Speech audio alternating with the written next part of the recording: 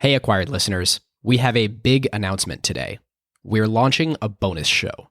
For $5 a month, you can become what we're calling a limited partner and get access to it. And for those of you who know or are Googling the term limited partner, we hope you like our creativity on the name. We're excited to use this new format to cover all sorts of things that don't fit into our normal episode format and dive deeper into a lot of company building topics. Our first LP bonus show is on the jargon of what venture capitalists say and when words don't just mean what the dictionary says they mean. We've covered some great ones, including sideways, credible, and I know this is David's favorite, not raising right now. Always a fan favorite. So we are super excited about this, not only because it'll give us an avenue for creating more types of episodes, which we've been wanting to do for a long time, but because it'll give you guys a way to support the show and help make it even better. So to date, on Acquired, we've plowed every dollar we've ever made right back into the show. Better equipment, software, ads, travel, etc. And we're going to continue to do the same here, which we think will really take things to the next level. If you'd like to become an Acquired Limited Partner, you can click the link in the show notes of your podcast player of choice, or go to kimberlite.fm/acquired. That's KIMBERLITE.fm/acquired. And with that, on to the main show.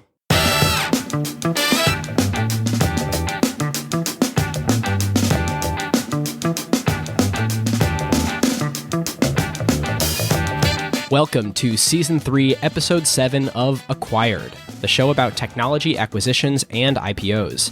I'm Ben Gilbert. I'm David Rosenthal. And we are your hosts.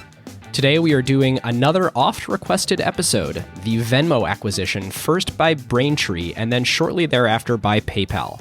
We've been waiting until just the right circumstances, which we finally had. The show you'll hear on this episode was recorded at our very first live show in San Francisco this week with special guest Andrew Kortina, the co-founder of Venmo. Now, we had some AV issues at the live show, and very long story short, the only recording that we have of the show is from an iPhone that was placed on the table in front of us. We sincerely apologize for the audio quality. We know it's not quite Acquired standards of the episode, but we decided that the content in the interview with Kortina was just way too good not to release to everyone. So, who is Andrew Kortina? Kortina is a consummate entrepreneur. As you'll hear on this episode, his constant stream of startup ideas and passion for nailing the experience led him to start countless projects from Filafunk to Venmo, both of which we will get into today. To give you a sense of his varied talents, he started his college experience as a CS major at Penn, but after feeling that he could learn more programming outside the classroom than in, he switched majors and ended up graduating with majors in philosophy and creative writing and minors in computer science and logic. He has since gone on, after Venmo, to found Finn with Sam Lessin, which we will talk about later on this show. So get excited to hear Andrew Kortina. All right, listeners. Now is a great time to talk about a new partner of ours here on Acquired, Legora, the agentic operating system that is redefining how the world's best legal teams work. Yep, it's sort of obvious that AI is going to completely change the legal industry. I bet most of you listening have dropped a contract into some sort of AI chatbot out there. Legora took that insight and asked the question, what if you really built something with that power from the ground up for the legal industry? So the founders did exactly what great founders do, operate with obsessive customer focus. They embedded inside a massive law firm for months. They sat with the lawyers just watching how the work really gets done. And that's how you get features that customers love, like tabular review, where you drop in a folder of hundreds of contracts and it pulls every key term into a grid a lawyer can actually work with. Legora's bet here is interesting. Since it lets each lawyer handle more complexity, any given person can increase the quality of their work and do higher value work. And this means that the pie can grow even as each individual task takes less time. And they recently launched Legora Agent, offering greater intelligence and performance. The agent lets lawyers set an objective. Then it can handle the planning and the execution and delivery of the final product. Legal teams get to maintain full control and transparency since they're still involved where judgment is required. And Legora works where you already work. You can use it within Microsoft Word while redlining or drafting. The early Legora numbers essentially speak for themselves. When they have a head-to-head pilot with their top competitor, they win 70% of the time. Legora now has over 100,000 lawyers on the platform from 1,200 legal teams in 50 countries. And crazily, they went from 1 million to 100 million in ARR in about 18 months. Truly insane numbers. And that is the real test. Plenty of things demo well, but the question is whether a busy associate actually reaches for it during crunch time, or whether a partner trusts it before going into a conversation with a major client. If your legal team wants to check it out, whether you're a law firm or you're in-house at a company, you can learn more at legora.com/acquired and just tell them that Ben and David sent you. All right, now on to the live version of David with the history and facts. So, David, you want to take us in? Yes. So, Andrew, you went to Penn for undergrad, and your freshman roommate turned out to be very faithful in your life. What was the first time you met Ikram when you moved into Penn? I was at school like a week early because I was like one of the IT like support desk people, and there was like our training for that team or whatever. So I was there a week early and like kind of already like out drinking and partying every night. And so when I first met Ikram, I was like hungover, asleep at like 1 p.m. in the afternoon, and he rolled into our room with his whole family, with like this van full of people and like all this shit, and there's like a tennis racket stringer and just all this crazy stuff that like, why would you possibly have this in a 10-foot by 10-foot dorm room? And just like a caravan of people, and I was there kind of just with my computer, and I was like, all right, I'll let you guys kind of like move in and do your thing. I'm gonna go like hang out at the gym or something. And then I remember we went to Kmart to like get shit for our room, like supplies and stuff. And we like I don't like shopping, and so like I was like, okay, like I'll get like a refrigerator, like you get a microwave or something. And I remember we were there for like, I don't know, like 3 hours at Kmart. I was like, what the fuck are we doing at Kmart for like 3 hours here? And that kind of towards the end, I was like, I'll just like take this mini fridge on the subway back. It'll be fine. And they're like, no, like it's cool. Like we're about ready. You shouldn't have to carry that in the subway. Yeah. Anyway, so that was like kind of like my. All right. Great question, David. What I'd like to know is, when was the first time that you started hacking on stuff together and thought, hey, maybe we could start a company or at least a project together? I mean, one thing we did was we convinced somebody's like dad or something to let us redo their website, and just like build something like some sort of like CMS with PHP and charge them way too much money for it. But like nobody really knew how to program, and we kind of like scraped something together, which wasn't really like a consumer product. It was more like a swindle.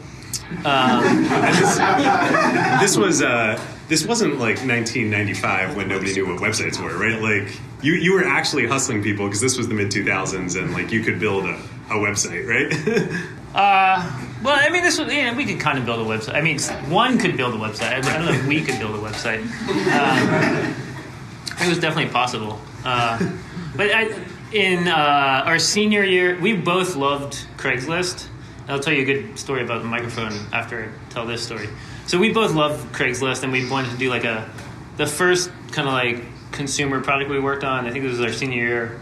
With like 3 or 4 friends, we built this thing called My Campus Post, and the idea was it was a classified site for college students, and everybody could like verify that they were transacting with somebody else at the college, and so there was this kind of this like trust layer baked into it that you wouldn't have if you were using Craigslist. And we had like a launch party for that, and Ikram's band played at the launch party, and just like all these like flyers that we put everywhere, and like all of our friends were like in all the dorm rooms, like shoving flyers under, every door that they could, which was like totally not kosher with the university. But I think we heard that like the half.com guys did that. And we got a lot of people to sign up for that. But the problem was the seasonality of it. Like, it's very hard to retain a set of college users on a classified site. So Craigslist. Ikram and I both love Craigslist. And we wanted to meet Craig Newmark after college. So Ikram sent him an email and told him that we had a podcast, which we did. He was like responded to it, and so we flew to San Francisco to meet him, and like did no preparation or homework or anything, and we were like, we had no equipment. We had no equipment. And, like, boy, that sounds familiar. and like we had these laptops that like would just like overheat and turn off.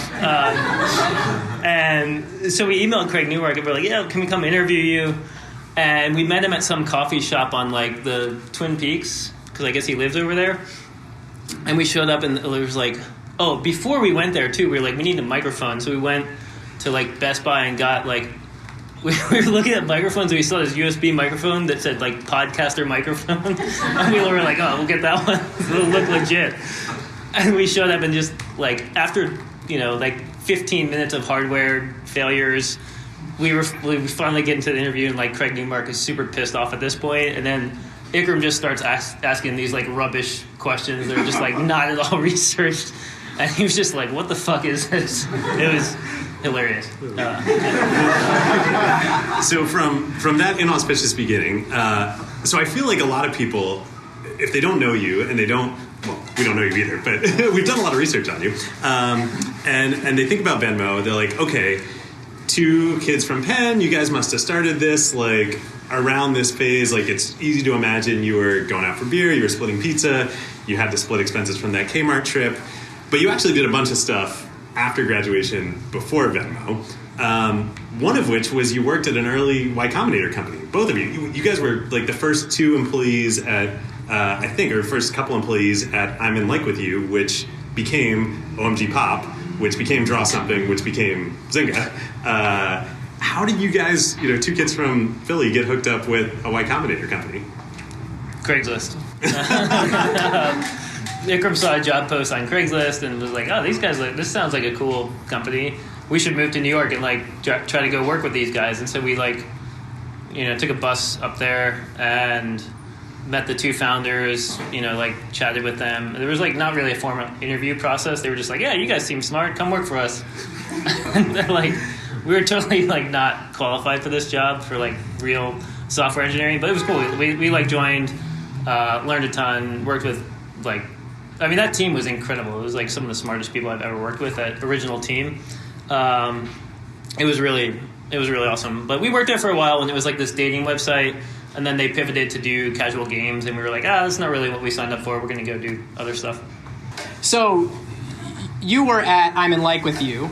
Ikram was at Ticket Leap. So Ticket Leap ends up being an important component in the founding of Venmo, or at least the as far as I can tell, the initial capital. Can you tell the story of how all that went down?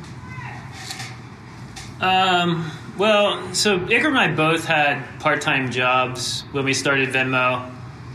We had full-time jobs. Then we started working on Venmo in nights and weekends. Then we kind of like transitioned to part-time as we got a little bit further.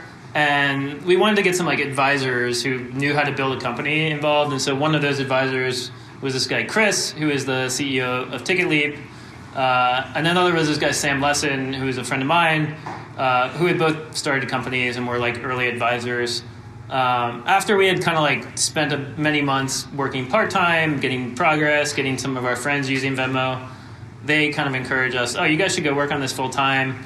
And then the first kind of investors were Sam and his dad, and they helped us kind of like find people to put together an early round of financing so we could quit our jobs and go work full-time.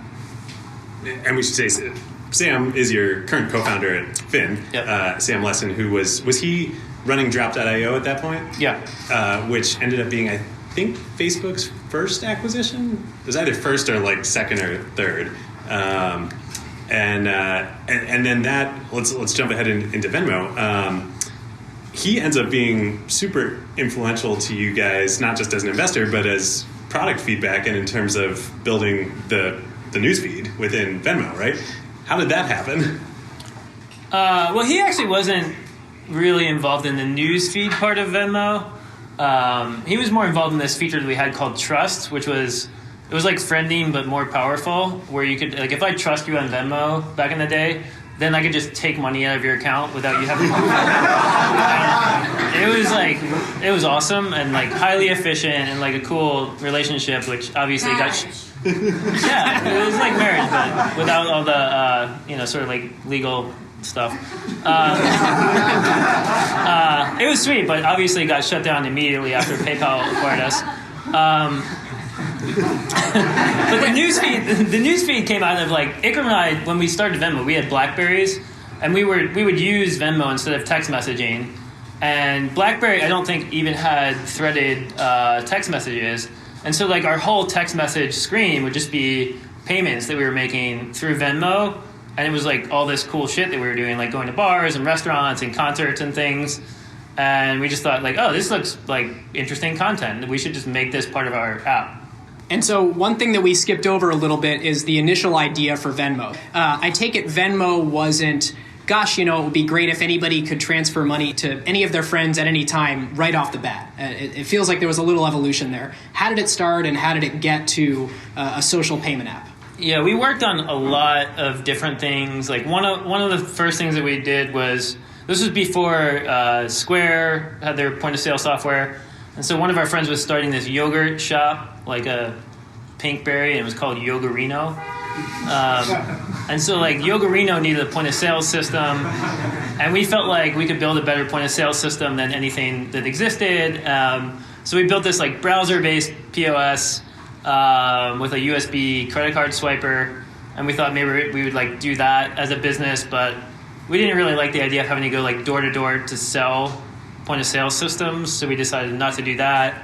Another thing that we wanted to do was make it so you could like, if you go to like a small free concert in a bar, they don't charge for tickets, but then they'll do this thing where they pass the hat, and when they pass the hat around, everybody kind of like throws in a couple bucks.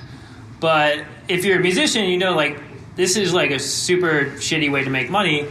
And if you have a band of like 5 people, you make like maybe $70, and 5 people have to split that, and it's really like peanuts. And we thought it would be cool if you could just like text money to the band to support them while you're at the concert, if you're just like feeling a track. So we worked on that for a little while, and that's kind of how we got into like, okay, we should like figure out how to make something we can send text messages and like charge money. We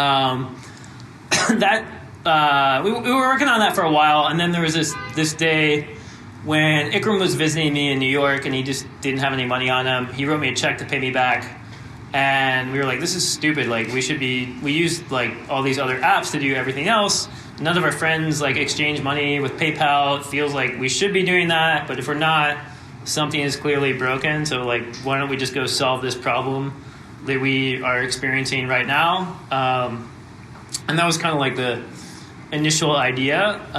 So then we went and kind of like went back to like find a computer and like do some research. And I saw this because you guys sent me this note about OboPay, and we found this company called OboPay. Looked them up, and we were like, oh man, OboPay has raised $70 million to do like phone payments. This is like, we're too late. And then we looked at their website, and it was like all these people in suits and a really shitty website that obviously no one was going to use. And so we were like, yeah, okay, we can compete with OboPay. 70 million ain't nothing. Yeah. So you guys have this great slide. You end up raising a seed round for Venmo of $1.2 million, and you have this slide in your pitch deck. I assume you had been pitching the idea with the band payment idea before then. You cross out. You had your original mission was Venmo enables musicians to accept payments for songs, merchandise, and subscriptions via SMS.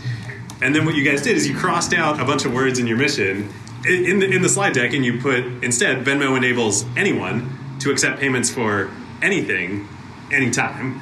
And that I think that's just like such a super cool. Like so many startups that I've been involved in, and we see is like Rover is a great example. in the beginning, Rover was like, when you're out of town, when you're on vacation, put your dog with a real family instead of in a kennel. Like, great, and that was Rover's first chapter, right? But then we started talking, and we were like, Rover is actually about being the best dog owner that you can be.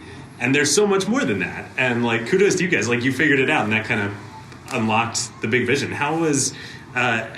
so I'm curious, like, when you were pitching Venmo before versus after, like, how did that change reactions from investors? One thing I remember about pitching was we pitched this guy, and he was like, I only want to invest in home run opportunities. And Ikram was like, and he was like, it doesn't make sense to invest in anything other than a $1 billion company.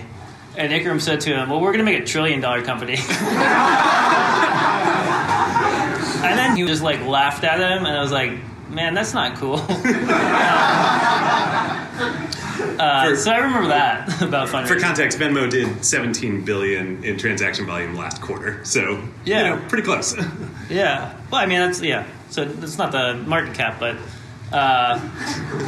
yeah.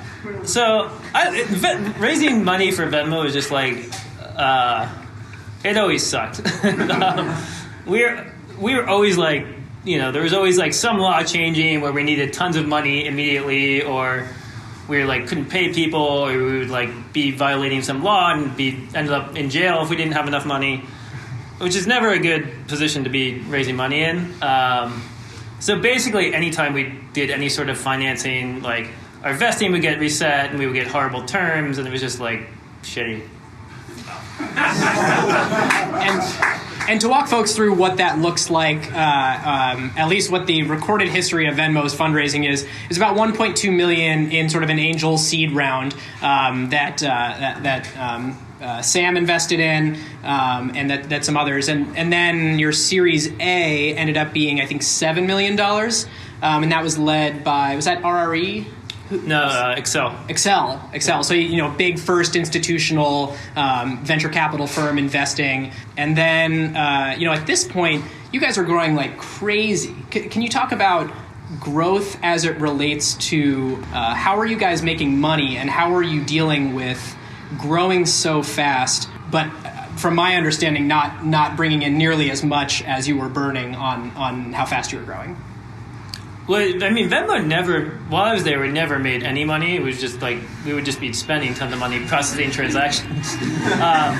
But the idea was, you get enough people on there, and then instead of charging people to pay each other, you charge businesses to accept payments from people that have Venmo, which is, it's like the PayPal model. But we were never making money when we, back when I was there. So it was, that was like another challenge with that fundraising situation we always found ourselves in. All right, listeners, now is a great time to tell you about a longtime friend of the show, Vanta. AI has scrambled the whole security picture. It used to be that you proved that you were secure once a year, an audit or a static PDF, then everyone would nod and you're done. But in an AI-first world, that doesn't hold up anymore. Yep, your risk surface changes every week now. A vendor turns on an AI feature, or someone writes in a new model without telling IT, and your posture is different than it was last week, let alone at your last audit.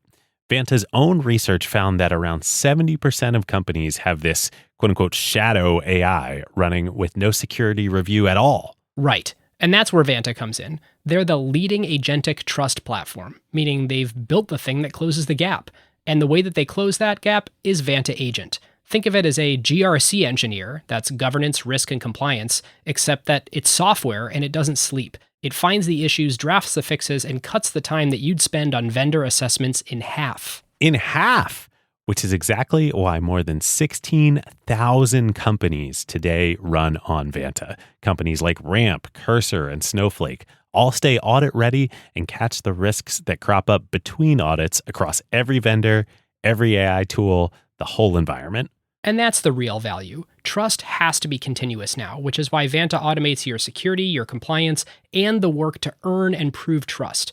We're huge fans of Vanta over here, and literally hundreds of acquired listeners have become Vanta customers at their companies over the years. So you can get $1,000 off Vanta at vanta.com/acquired. That's VANTA.com/acquired for $1,000 off. And just tell them that Ben and David sent you. So Venmo is like inherently viral from the very beginning. Did you ever try and stop growing so fast? Because the faster you grew, the more users you got, the more engagement you got, the more money you were losing to interchange fees, especially on the credit card side. Well, first of all, all that stuff was very intentional. I remember that there's this picture of this guy Shreyant, who was our first employee. He was holding like this poster South by Southwest that said, "You're already on Venmo, you just don't know it yet." I love that. So the idea of like a dark account is like a great thing if you're trying to grow really quickly. What was the other part of the question? So the faster you grow, the more transactions that happen, the more money you lose. Yeah. Well, there are definitely people that said that, and we were always like, why would you want to grow slower? But we would definitely try to we did lots of stuff to reduce the spending, and so we would always want like more user growth, but lower COGS. And so early on, we had a lot of people that were doing payments to each other with credit card transactions, and the fee to us for that was something like 3%. And users don't have to pay. And we were just like subsidizing all of that. And so it took a bunch of work to get a banking partner that would let us do ACH transactions at the volume that we were doing. But then that really significantly reduced our unit economics and the sort of cost of processing transactions. And so there was this point where we were just spending way too much money processing credit cards, and one of our board members was like, "Why are we spending all this money? We should be doing this through bank payments." We were like, "Yeah, that's a good idea. We'll reduce the costs." So it took a bunch of work to kind of get everything cut over to the bank. We killed a bunch of these users that were from sites such as flyertalk.com, which is this credit card points hustling, underground network, which is probably something like this on Reddit right now. Where it's all these people that are just trying to max out their credit cards, and there are some so they people were essentially running out points through Venmo. Yeah, and there were some people that were they thought that was the only users we had were these credit card users, and we're nah, we'll switch people on the bank, which we did, but we happened to do that transition right before we went to raise our Series B, and we've had 2 or 3 down months of growth to get through this transition of killing all these crappy users and retaining the good users and getting everyone moving to the bank payments, and had growth was picking back up, but it was just not an opportune time to do this transition. So VCs are now looking at you for your Series B, and they're like, "You guys aren't making money. You're losing money on every transaction, and you're not growing." Yeah. Which leads into the first acquisition of Venmo, Braintree. But actually, before we get to this, Jenny would be very upset with me if I didn't bring this up, so I have to, and now is the right time. Can you tell us a little bit about John Graham, who joined Venmo? I believe he was employee number 5. Yeah, John, when I met... So for those of you that, I guess everybody knows who John Graham is. So I definitely didn't before doing research. Yeah, John Graham, he was on The Bachelorette. Well, he famously claimed on this season of The Bachelorette to have invented the mobile app for Venmo. Well, no, he created the Venmo iOS app. So, his lawyers looked at that one. We're not recording, so Yeah, no, but so he was on The Bachelorette, but John Graham...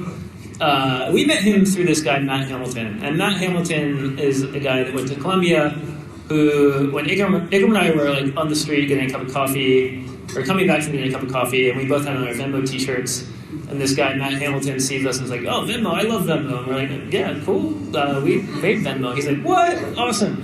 And we were like, "Yeah, what's your story?" And he was working on... this thing called Tourbee, which was a Airbnb for tour guides type of thing, where you could have local tours, show you how to do cool stuff. And we were like, "Yo, you should come work at Venmo. And if you're a software engineer," he's like, "Well, I'm working on this other thing, but I have a bunch of friends you should hire." And so he introduced us to John Graham and this guy Jesse Venter, who was John Graham's freshman year roommate in college. And those two guys ended up working for us. And he also introduced us to this guy Julian Connor, who we went to high school with. We hired that guy. Then we hired this guy Adamus that Julian went to high school with also. Then we hired Matt Hamilton himself. Then we hired Matt Hamilton's co-founder, Torby, Danny Cossin, just like all these Columbia kids. And so within a year of... deserves a lot of credit for... Well, Matt Hamilton. This is all Matt Hamilton. John Graham comes from Matt Hamilton. So like from this random encounter on the street, we hired like 10 kids from Columbia. Just because we were wearing Venmo t-shirts. Yeah, so I feel like there's a lesson in there. We did all this non-traditional hiring stuff because like nobody would want to, like nobody knew what Venmo was except for a few people, and it was not like the type of place you go where it's like all these great engineers you can learn best practices from. It was like a total nightmare. What do you mean? So we had to be scrappy. So okay, given that you've been scrappy, the Series B fundraise isn't going well. Samir from Excel is on your board, right? Yep. Excel is also the main VC in a Chicago-based payments company called Braintree that is, in a lot of ways, the other side of the coin of what you're doing, where Venmo is working with consumers that use.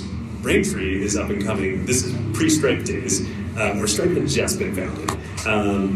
Braintree is the payment processor for merchants on the internet. So still to this day, Uber, Airbnb, a whole bunch of other companies we all know and use process all their payments through Braintree. And for anybody who is using, who's building web apps or, I guess web apps would be the thing, and trying to accept payments before Stripe, before Braintree, you'd use companies like Authorize.net, you'd like try and cobble together some kind of payment gateway. It was like an unbelievably difficult problem to accept credit cards on the web, let alone in mobile apps. And so Braintree comes along and it's freaking revolutionary, and now we even have Stripe. It's no wonder it's a $40 billion something crazy company. But how did I'm assuming Braintree was not on your guys' radar. No, we do Braintree. Okay. So actually, we were processing credit card payments through First Data on the Yogurino account because we took it over from the yogurt shop because nobody would give us a credit card processing account. So we used that. But then we were using Braintree to process ACH payments. And what you were using for people for a who long were time. getting To pay out. Out of Venmo, Yeah. you were using the Yogurino. No, we were using the Yogurino account to accept credit card payments, and then we used Braintree to distribute money back out via ACH. And Braintree did that like a little bit early on, and then they kind of shut it down. And we were like the last customer, and we would get calls every month, be like, "You guys really need to like get off this ACH thing. We're sunsetting this product." And we're like, "We're working on a bank deal. Just like give us like one more month to like figure something out." And for like probably like a year, we were just like, so they're basically your creditor. yeah, they were just like doing all this ACH processing for us. And it was like so we knew them well, and like they did like a lot of like nice favors for us to not kill that product while we were like relying on it. So how did then the acquisition talks go? I mean, my understanding is that Bill, the CEO of Braintree, was like a huge champion for you guys and bought into the vision. Yeah, I mean Samir just introed us and was like, "You should go talk to the Braintree guys. I think it'd be a good conversation." And we kind of like just missed the first meeting, and we're like, "Well, we have First Data to process credit cards. What are we going to talk to Braintree about?" And after we missed that meeting, Samir was like, "Nah, just go talk to Bill." And so we went and met him, and he was talking about how they had all these merchants, but we're interested in like a consumer wallet type of thing. And we had all these customers and wanted to start making money by allowing the customers to pay merchants. And just kind of got into this conversation where it's like, oh, we have this kind of, we're both trying to get to the same place from different sides.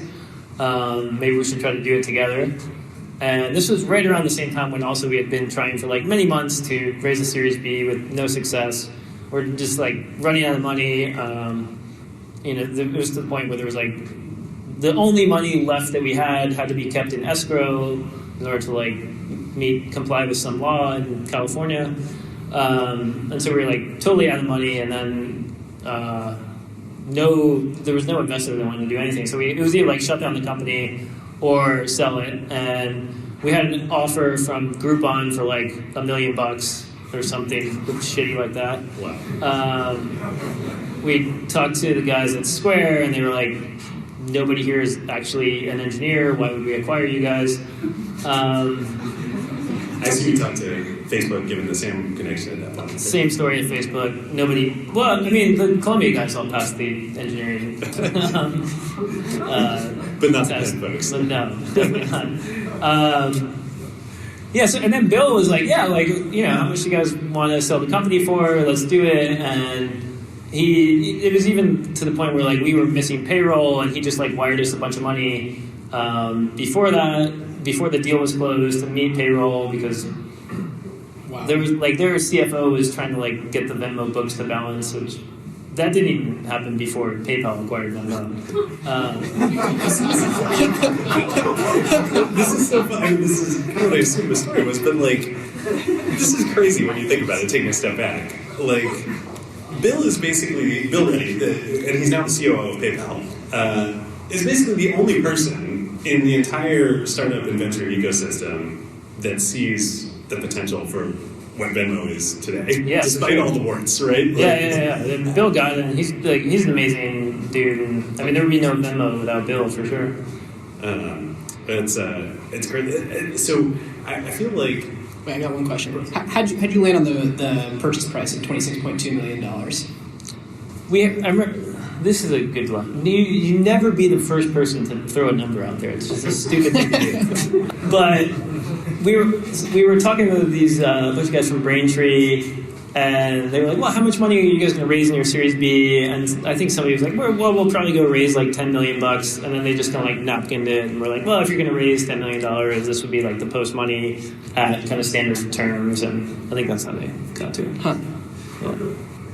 And back to why Bill was a believer. We alluded to this earlier, but I think it's worth reiterating for, as Ben and I were researching this episode, we aren't deep in fintech, and I think probably most of you aren't deep in fintech, and maybe you guys are the only ones who get to hear this anyway, but there really is only one business model that makes sense in the long term, right? And that is PayPal's business model, which is you have... That's pretty bold.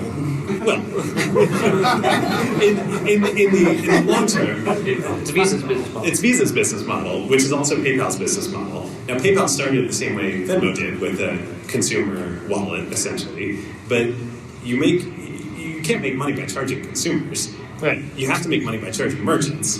And so thus, you need a two-sided network effect. You need a lot of consumers. You need a lot of merchants who are willing to accept this payment, and then you can charge the merchants a fee for using the system. And it's crazy that, like, you guys had one half of the equation, they had the other half of the equation, and actually, I guess there were only, getting to the next acquisition of Venmo, there were only two people in the whole ecosystem that saw this. There was Bill, and then there was PayPal, right? Because it was less than a year later that the combined entity gets acquired by PayPal, right? Yeah, and PayPal will be the only company smart enough to acquire Venmo, for sure. Like, it takes a lot of... I mean, they get the business model, right? And, like, understand what it takes to kind of, like, get to the point where you can convince merchants to adopt your network. And it is worth pointing out, like, it sounds... when you're just hearing it for the first time, like, oh, they're the only ones smart enough to do this, or, like, they were the only company that could...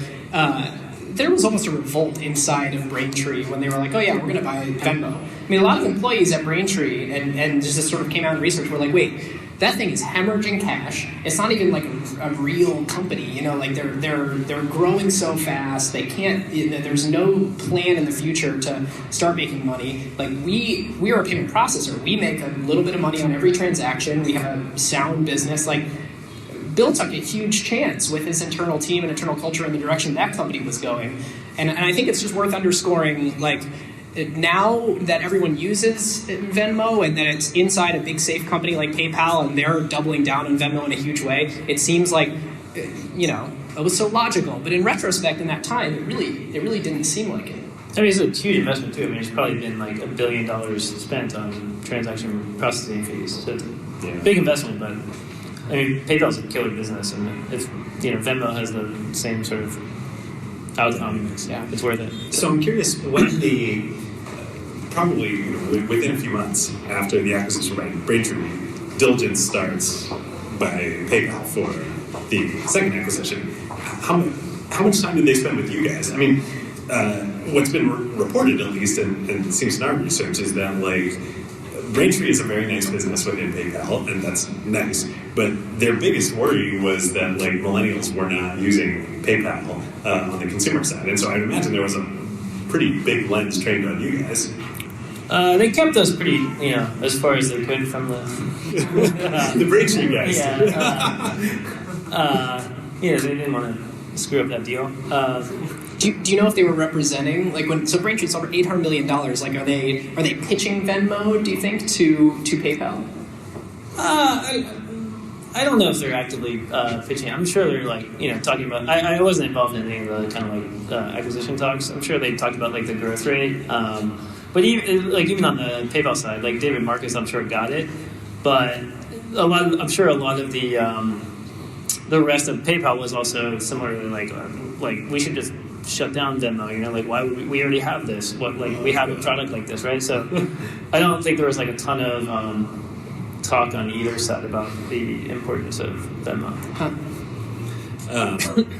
So the acquisition does happen. Two things I want to cover before we get to acquisition category. One, the acquisition happens. PayPal also leaves you guys kind of alone, and I think the best example of this is that some people may be familiar with this. You guys run an ad campaign in early 2014, right after the acquisition in New York, called Lucas Uses Venmo. That was during the acquisition. During the acquisition? Yeah. Oh, wow. Yeah, I remember. Tell us a little bit about Lucas and his use of Venmo. Yeah, so at that time, Braintree was working with this hotshot creative agency to do a big rebranding of the company as super developer focused, the operating system for payments, and kind of up their credibility. Stripe is on the scene. Yeah, because Stripe is on the scene. And so they were doing that, and then they're like, well, we can have this agency do some paid advertising for the holidays for Venmo, and their idea was to put some ads on Best Buy that said split the gift with Venmo or something like that. And I remember just being in our office in New York with Ikram and our creative director Neil, and everyone was like, oh, man, this is we've never spent money on advertising, and the thing that we're going to do is put ads on Best Buy. That's just really boring. I mean, I can't imagine there are many Venmo users who actively shop at Best Buy these days. No, well, maybe that was part of the point, right? To get people that are not. Yeah. Anyway, so Ikram was if we're going to spend all this money on ads, we should at least do something fun, some sort of out of home, billboard type of thing. And we were yeah, that'd be cool. And he's and we just keep it really simple. Look at Lucas. He's drinking coffee. Lucas uses Venmo, and we were that's Lucas is a software engineer. Yeah, Venmo, right? and he was a DevOps engineer. And he was literally drinking coffee in the kitchen. And we were that's cool. And so Neil, he got Lucas's picture off of the. And this is all in real time. We're doing this. So we're sitting there. It's 1 p.m. Then Neil gets Lucas's photo off of the team page, and he puts a Santa hat on him, with Photoshop for some reason, and then puts this little banner on there that says Lucas uses Venmo, and that's it. It's just pure white background. That's all it is.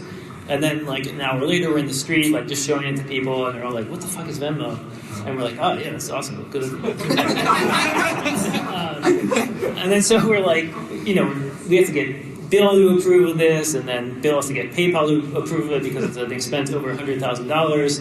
So we send it to PayPal, and they're where's the rest of this? Did you forget to attach some assets? And we're no, that's all.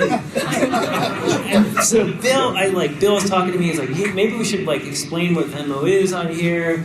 And I was no, man, we have to do it. This is what it is. I'm telling you, it's gonna be awesome. I'll put it on my credit card if you guys are not gonna do it, but we have to do it like this because it's gonna be awesome. Dude, you are an artist. And so he was like, and this is another like awesome part of it. He's like, well, I don't get it, but I trust you guys. Like, let's do it. And so one of our people called the Subway folks on Black Friday, and it had inventory during the holidays. And then we did this photo shoot with Lucas. And he's wearing a Santa hat and has like his Movember mustache that's like not a very full mustache. And he's holding a watering can, and it's just weird. And there's all these ads that say like, there was like when you go into the Subway, there was this like huge staircase where there was a big sign above it that just said Lucas takes the stairs, and like that's it, like nothing else. And everyone was like, there was like all these people like, what is like, who the fuck is Lucas? What's going on? And there would be like news articles like reviled Venmo ads explained. Also, eBay is PayPal is part of eBay at this point. So, yeah. Like John Donahue, Meg Whitman's successor at eBay, is probably seeing this. Like, what's going on? Guys, I can't decide if this is like so brilliant or if this is like perfect product market fit lets you mess up everything else. No, well, this ad campaign was like this ad campaign was like really successful. I mean, there were tons of people. Like the amount of earned media that we got with this in terms of like Twitter, Facebook shares, Reddit threads. There were like people making meme generators where you can make your own Lucas ads and like share them with your friends. And it was like crazy. I mean, there was this guy. One of our team was down in Puerto Rico for the holidays, and he came back and was like, "Yeah, people in my pool in Puerto Rico were talking about Lucas," and it was just like, it was insane. Like the number of people talking about it. And it actually, it definitely. We looked at the lift in signups in New York versus like other cities, and it definitely like helped quite a bit actually. So it worked. I mean, we had a feeling like maybe something like this would happen. It kind of far exceeded expectations, but the main reason we did it was just because we thought it was funny. And it would catch your attention. You know, it would get you out like saying like, okay, like I need to go research this thing. Or actually, what you would do is you would ask a friend like, what is Venmo? Do you know what this thing is? And that's kind of why it worked. Well, I think that's part of why I brought it up. A, because it's a great story, but B, like I think as we were doing research on this episode, one thing we kept hearing from people is that yes, you guys had product market fit, right? But like it wasn't like even though with all of the twists and turns along the way, it wasn't like overnight like Venmo just blew up. Like you guys actually were really scrappy. Like you were out like talking like when you came up with the Lucas Uses Venmo campaign, like you guys actually went out on the street and tested that with people. Oh, yeah, we tested everything on the street, and you were always like out telling people to use Venmo. I think it's just such a good story, right? Like same thing happened with Airbnb, right? Like a year and a half into Airbnb, Brian Chesky decided to live for a year in Airbnbs. You know, like that had a big impact on the company. He came to my apartment in New York and photographed it to put the pictures on Airbnb, actually. Wait, you were an Airbnb host in New York during that? Yeah, he came and took photos to like, because he didn't like the photos on my list. Wait, this is like two pieces of startup lore like intersecting. Like everybody knows the story of like Brian going to New York, like living with some of the early hosts, taking pictures of their apartments for. You were one of the early hosts? Yeah. Oh my god. Yeah, I think that was cool. Like couch surfing was cool too. It's like cool. You meet cool people through that. The only question is why are you not a venture investor now? But we'll get back to that later. Okay, so the last thing to cover with before we move on here from History of Facts is Venmo just basically has continued growing at like 20% month over month, period, indefinitely. What do you remember when the acquisition happened? When the PayPal acquisition happened? What gross transaction volume run rate you guys were at?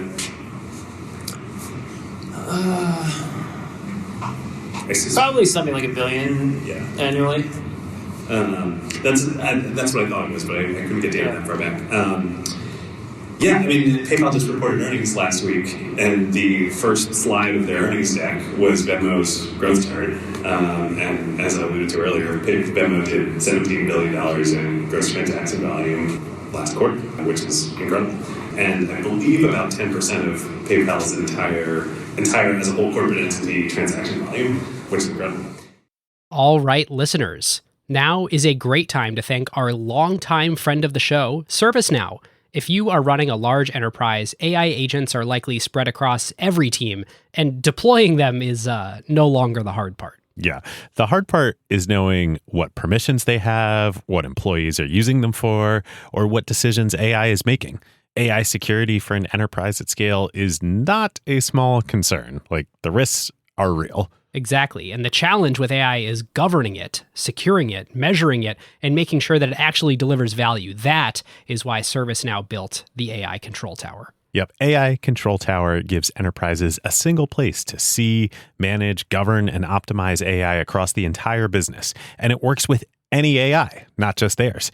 Every device on your network, every permission across every system, every AI agent visible and secure in one place. And ServiceNow can do this because they've spent more than 20 years building the operational backbone of the enterprise, the workflows, governance, approvals, security controls, and institutional knowledge that power how work actually gets done across IT, HR, customer service, finance, and security. ServiceNow already runs more than 100 billion workflows annually and trillions of transactions for more than 85% of the Fortune 500. So when companies need a place to govern AI at enterprise scale, they're building on a platform at the center of how their business already operates. And in a future that isn't going to be one AI, it's going to be thousands of AI agents working across every function of the company. But the question is, who's managing them all? So if you're trying to turn AI ambition into real business outcomes and make it work safely, securely, at scale, go check out servicenow.com/acquired and tell them that Ben and David sent you. All right, let's move on to acquisition category. So, as you all probably know, I guess we don't even need to say how it works because you guys all know. No, I think there's a decent number of people here who are brought by a friend or something. Well, go for it, dude. All right, so in the next section of this show, that was like the first section. Anyway, these go faster. We categorize the acquisition. So we basically decide, why, and this is sort of obvious by the time we get to this point in the episode, but sometimes there's horse trading. And we decide whether this acquisition was people, technology, product, business line, asset, consolidation, or other. And for people who've been listening for a long time, you know that list just continues to grow. All right, so to me, the differentiation that we make between product and business line is that products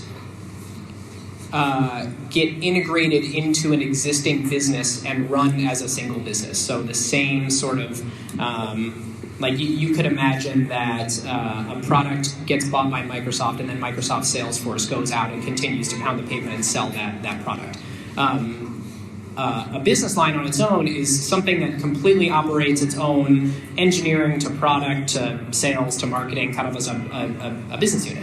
And that to me is what this is, because while we're seeing some really amazing sort of like PayPal is sort of saying like, yeah, PayPal's the old thing, Venmo's the new thing, and they're starting to replace a lot of the PayPal stuff with Venmo.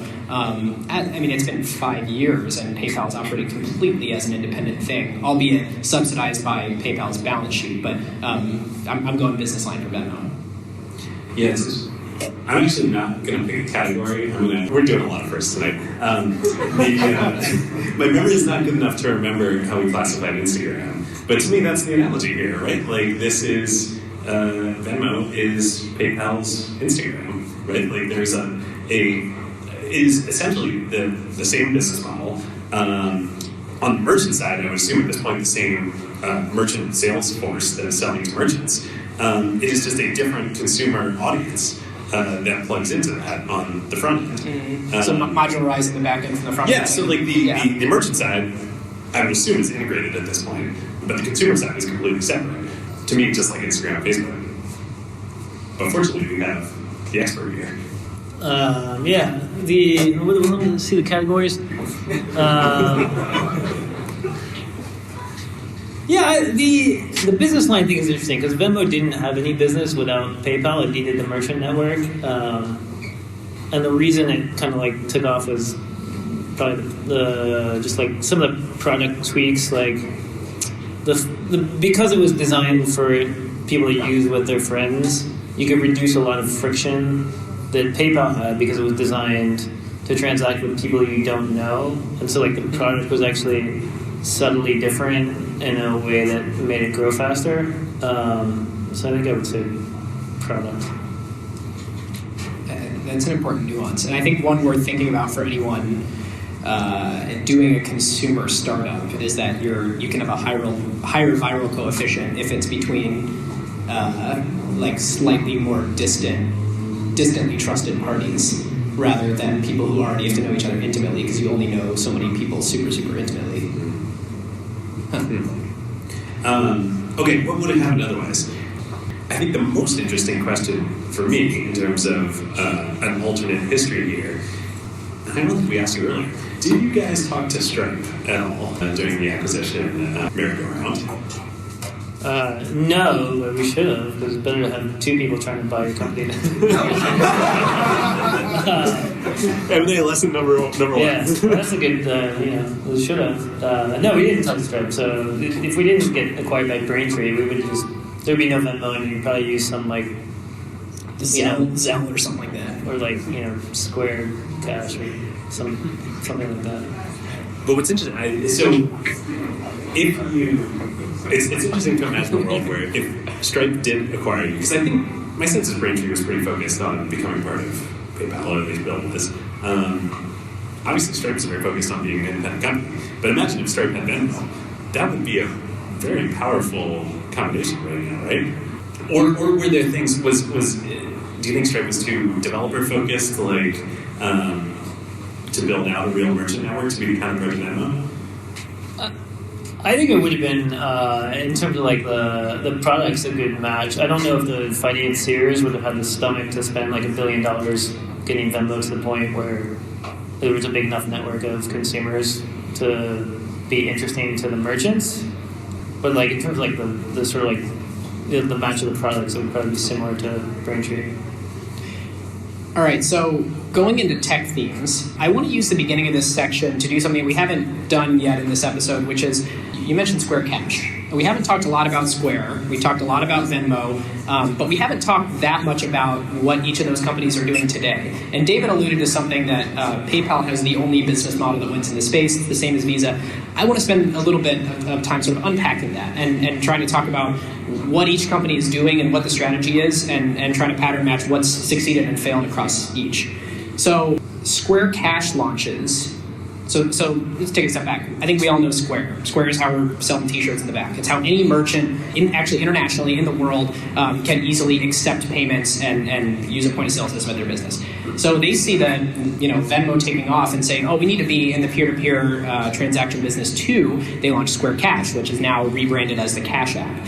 They had a value proposition around you're going to be able to instantly transfer something to someone else, which is extremely expensive because you're then paying to deposit quickly in other people's banks instead of the very cheap ACH or the free strategy of just transferring something to somebody's Venmo and letting it sit in their Venmo account. Like, that's got to be the dream scenario where Dave and I both have Venmo, I'm going to Venmo you, you're going to decide, I'm not going to transfer that to my bank, and so it doesn't cost Venmo anything. And so if there's a way to monetize me when it's a closed loop where all the money is just staying in between the two of us, that's great. Now, I want to add a little bit of color to why, David, you were saying the only business is sort of the Visa one, the PayPal one, and also why you were saying that Stripe and Venmo could be a powerful combination. Imagine you have what Venmo has, which is two different parties that are transferring money to each other and do so often enough that they're willing to leave money in Venmo. So it doesn't cost Venmo anything to have a dream scenario where people are moving money around to each other. And most of the time, if they are moving to their bank account, they're doing so in a relatively cheap way with ACH. If you also had all the merchants on that same ecosystem where you didn't have to ever have cost of goods sold to transfer money to a bank, then you could really have a business on your hands, because what businesses are willing to do is pay the interchange for that transaction. So that's sort of where Venmo is today, is where when you see pay with Venmo. There is, you are both Chase or Wells Fargo or what have you, and Visa. Like, you are the credit card and the bank. So you're not paying fees to anybody. You're just charging 100% gross margin fees to merchants. Right. I mean, imagine the high velocity, I use Venmo the average, I think, from their earnings is that people use Venmo on average 5 times a week who use it. So when all those payments are free, there's a 2.9%, same as a credit card transaction fee, plus 30 cents when you go and pay at a merchant. Now, that's all sort of free money for Venmo, because they don't have to pay anything to the bank until they decide to settle up once a week or once every 2 weeks or whenever merchants actually move money out of Venmo and into their bank account. So they're not paying per transaction, just in one lump sum. So kind of an amazing, like if Venmo can take advantage of having this payment network and really building it out into a merchant network too, that's an unbelievable business model. Yeah, it's PayPal's business model. Yeah. Yeah. I don't talk a lot, but one other point I want to make here is that it's interesting how 3 times in a row there have been businesses that try to start in peer-to-peer transactions and then don't find a great business there and then pivot to The multi-sided. peer to commerce, like paying for things. And so if you look way back at PayPal when they started, that's why it's called PayPal. It's for people to transfer money to other people. But like really their business model is you buying stuff online and then taking a cut of you buying stuff online. You look at Square's first business model, great business model. They're just taking a cut of every transaction. They try and start a second business, that is Square Cash. Square Cash kind of ends up pivoting too, where they're really changing to be a bank rather than, hey, you should transfer money to your friends with this Cash App. They're really a bank for the underbanked. And we haven't talked a lot about this yet. There's a whole, and probably follow-up to Square episode coming at some point, but if anybody's using the Square Cash App, you'll notice like they're pushing this debit card on you. Well, they get a cut of every transaction in the debit card. And so Square and Venmo are sort of taking very different strategies at this point, where Square already has the merchant network. They're now with the Cash App trying to start a business where they're able to make money on the debit card side of every time one of their users makes a transaction, they make that interchange. And when you look at Venmo, yet again, what we're seeing after all these years now is lining up the merchant network, which is funny because it's sort of like one of the ideas that you guys had originally, but really, really going to that. PayPal has 2 million merchants already on there. So right. So to the extent that there's real consolidative power there, real, what's the terrible word, synergistic power there, including Uber, which is now accepting Venmo. I mean, that was always the idea for the business. Like, we knew there was no business of P2P transactions. Like, you don't want to, because you're competing with hard physical cash, and there's no fees on that unless you maybe consider an ATM fee. And so we never had a plan to like monetize the P2P business. It was all just to grow that side of the network, and then once you have leverage, go get the merchants onto the network to actually start making money. Makes sense. Which I think brings us to grading. Let's bring it home. So for me, I mean, I've already made the analogy. Like, I think it's the same here. This is an A for PayPal with a caveat on a future A plus that I think is likely, which is this is the fintech analogy of Instagram. Like, it's PayPal understands this business model better than anyone in the world. It's a fantastic business model with incredible network effects. It's a 2-sided network. And they had a major problem, which was that people who were, mobile natives, quote unquote, or didn't grow up using PayPal, weren't using PayPal to transfer money. And Venmo became the way to do that. And so now it's all under one roof. But PayPal has the merchant network on the other side of the transaction to plug into. So I think this is like, without going into depth on the finances here, a no-brainer, minimum A. And my caveat on the A plus is just further proving out monetization of Venmo over the coming years, which I have no doubt they will. Well, it's funny, I was just looking up, Visa is effectively 3 PayPals in market cap. Like, Visa should probably be the one to be scared. Visa should probably try and make a go for PayPal. And anyway, I mean, that's not grading, but yeah, David, I'm with you. I mean, I think the thing to consider here is like it's still very speculative. Like, we're still in the early days because we just now are starting to see a serious effort in the last 2 quarters of, I think last 3 quarters of PayPal deciding to push Pay with Venmo to a lot of the merchants on their network. We saw, I think that in the earnings report that 17% of people on Venmo have now participated in a transaction where they were a monetized user, which for the majority of people is means they're paying at a merchant. Some others are paying the fee for instant cash out, but I think the majority of that is probably paying merchants. So, there's reason to be hopeful, but I think I'm in the same camp as you now, A, with a future A+, but I think the variance is high because it's definitely predicated on, right now, still losing a lot of money, still responsible for a super small percentage of revenue relative to all of PayPal's revenue, and it's not totally clear yet whether we're going to be paying with Venmo at merchants all over the place. So, Kortina, you're probably biased, but you want to weigh in? Yeah, I like that. There's that like pay with Venmo integration with Uber, where there's like the button in the app, but there's also I think it's cool that they did the Venmo card, because then that wires up any merchant that accepts like a credit card payment also as a merchant, which is like far greater than the PayPal merchant network.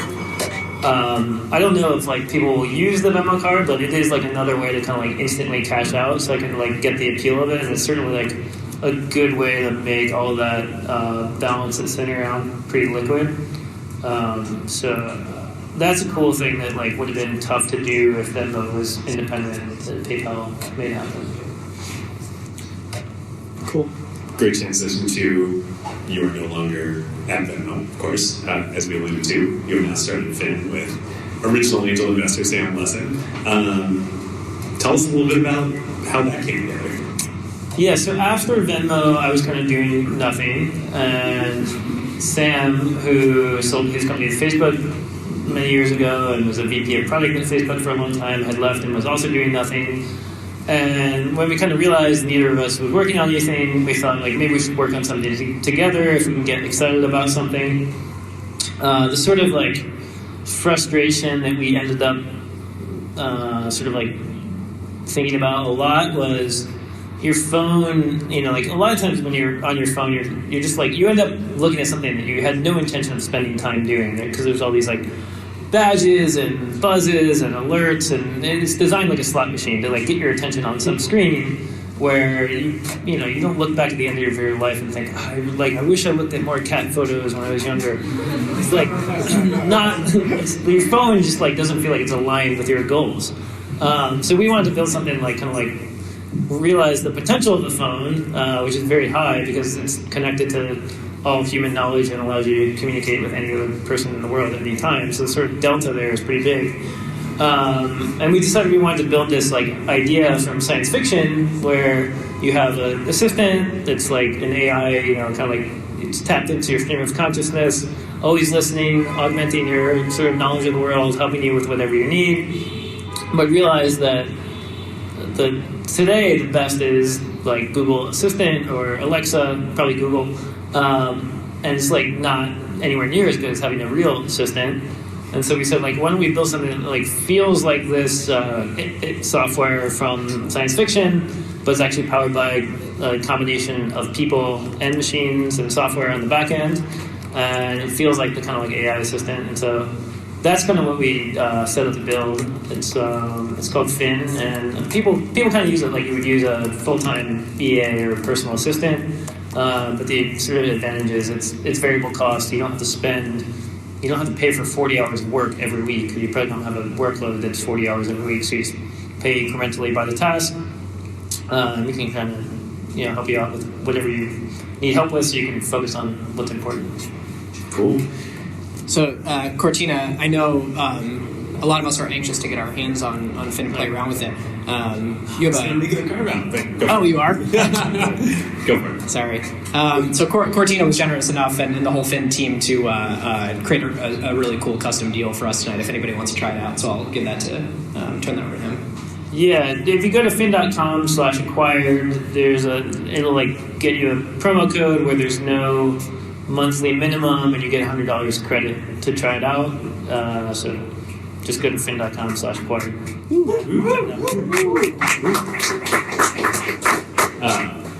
And related to that, do you have a Carve Out? Oh yeah, Carve Out. I was doing this event at Berkeley last night for some students there, and I mentioned this book that's one of my favorite books. It's Camus' and it's a treatise on why the meaningless of life does not merit suicide. It's called The Myth of Sisyphus, and it's a really good inspirational book that I recommend. Oh man, can't wait. Well, you don't know. Listeners might know. I was a French literature major in college. Oh, so, nice. Man, you're like close to my heart. Yeah. On the next, I also have a book that I wanted to do tonight. I wasn't going to do this originally, but given all of the problems, a really good book called Startup by Jerry Kaplan. It's about building a startup in the 90s, the Go Corporation, which was the original Penn computing company, even before the Apple knew. When, this actually was a recommendation. Bill Gurley recommended this on Twitter, and I read it recently. And it's like such a good read. Jerry, I believe, was also a philosophy major undergrad, I want to say. Anyway, very, very well written, and it's about just like the disaster that was building this Penn computing company 20 years too early, and the wreckage that gets left. But like really, really fun to read and go a long way. And also just like throw back to how far we have come in terms of building startups. Like not only is there no AWS, but like funding rounds are like giving up like 40% of the company for like $1 million in the beginning, and like it's crazy. So, David, you know what the difference is between being early and being wrong? nothing. Yeah. Yeah, that's a haunting. All right.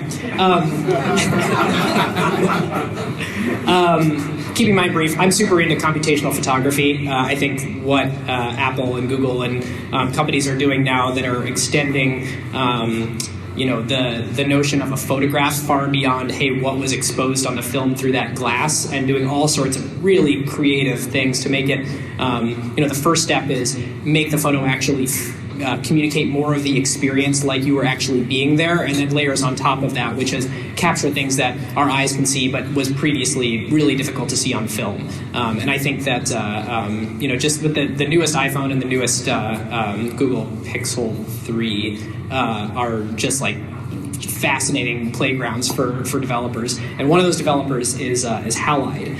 And Sebastian DeWitt is one of the folks that works there, and he wrote an article on Halide.cam called the iPhone XS or iPhone XS, why it's a whole new camera. And their app includes a thing called Smart RAW, which if you're a nerd about this kind of stuff, like you should definitely go read this. There's fascinating side-by-side comparisons of like, hey, I took this in RAW with the new iPhone, and then we augmented the RAW in this way, and you can bring out these things in this photograph that you otherwise wouldn't have been able to bring out. And I think the wave that we're in is so interesting, and I think this article is written in such a way that it's both appeals to like the nerdiest of us that are interested in this stuff, but is also written in a way that anybody who's interested in exploring this area is totally digestible. So highly recommend that article. All right, listeners, now is a great time to talk about one of our favorite companies, Statsig. Yes, long-time acquired partner.